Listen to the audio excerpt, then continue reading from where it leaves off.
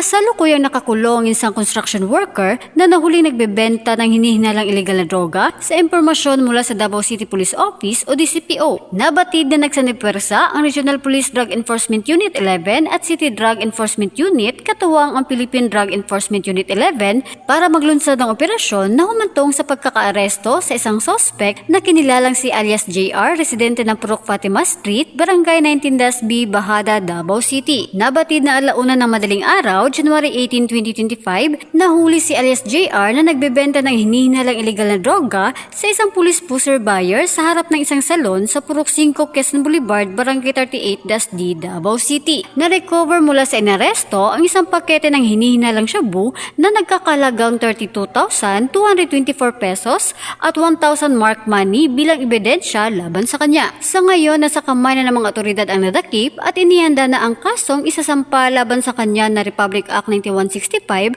o Comprehensive Dangerous Drugs Act of 2002. Mula dito sa Davao City, Charlet Mayol para sa Radyo Alternatibo Balita Nationwide.